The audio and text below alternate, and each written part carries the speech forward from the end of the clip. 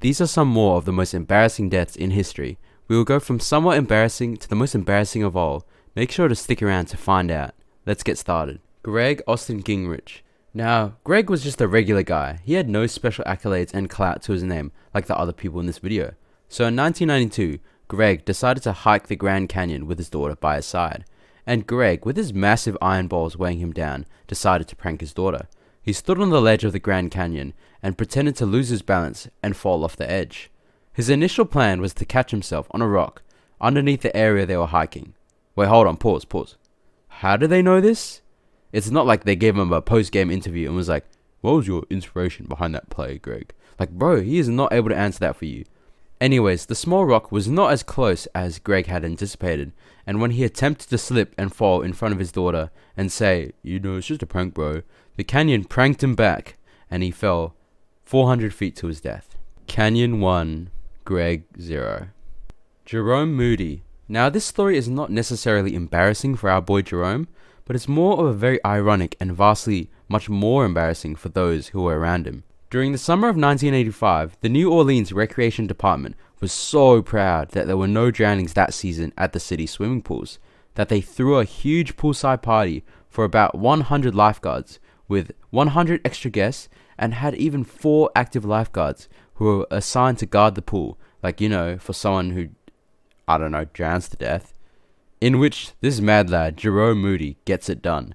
Jerome Moody, a guest, but not himself a lifeguard, was found hours later at the bottom of the pool, lifeless, in which his body was only found after the party had winded down. How stupid are these people? It's like screaming, anyone a doctor here, when you're literally in a hospital ward, and nobody helps you. Michael Anderson Godwin. Michael Godwin was convicted of sexual assault and murder in the 1980s, and sentenced to death in 1983, which was planned to be administered via the electric chair. Michael, being a rational human being himself, did not want to get zapped to death, so he attempted to appeal his death sentence.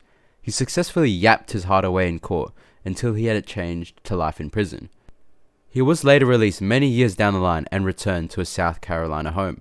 One night, while sitting butt naked on a wet metal toilet while wearing headphones that were connected to his TV. Wait. How do you even get in this situation ever? Like, who has a TV that's close to their toilet? Plus, who sits on their toilet butt naked while it's wet? Wet with what? What?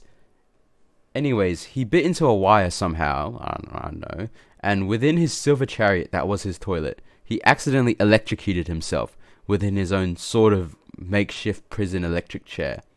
What goes around must come around, I guess. Alan Pinkerton. Alan Pinkerton was a Scottish-American copper abolitionist, detective, and spy, and best known for claiming to have forwarded a plot in 1861 to jump the president-elect Abraham Lincoln. He was working on a system to centralize all criminal identification records, which are now maintained by the FBI. Wait, this guy's my op, what? Anyways, while he was doing that whole shebang, Pinkerton was in Chicago in July 1884, in which he slipped on the pavement, bit his tongue, and died from injuries associated with the fall. How does that even happen? I mean, I guess that's one way to go out, dying from biting your own tongue. Next time you bite your own tongue, at least we know why it hurts like hell. Okay, I've saved the best for last, and this story is quite long, so buckle in. Valentinian I. Valentinian I was a Roman emperor from 364 to 372. He ruled the western half of the empire, while his brother Valens ruled the eastern part of the empire. Valentinian fought successfully during his reign, including numerous victory royales against the likes of the Alemanni, the Quadi, and the Sarmatians. I don't even know if I pronounced that right. Meanwhile, Valentinian also buffed up the border fortifications of the empire and conducted numerous campaigns across the Rhine and the Danube. Valentinian I embarked on a campaign in 373 related to the hostility of the Quadi people, a group of Germanic-speaking people living on the Upper Danube. They weren't too pleased with Big Balls Valentinian building a brand new spanking border on their front doorstep, so they sent, let's just say, a couple hostile words to the Roman administration with the intention of referring the matter to Valentinian himself. But Valentinian was airing the Quadi in the DMs, so Marcellinus, one of the most bum diplomats in history, which will be apparent soon, took the matter into his own hands. As an attempt to bridge the obvious divide between Roman and Quadi people, he invited all the Quadic leaders to a banquet, in which he decided to kill off all the leaders which did not make them particularly happy. Eventually, after a lot of uneventful slaughter on both sides, Valentinian finally met with a Quadi envoy face to face. But this guy had balls of steel, bro.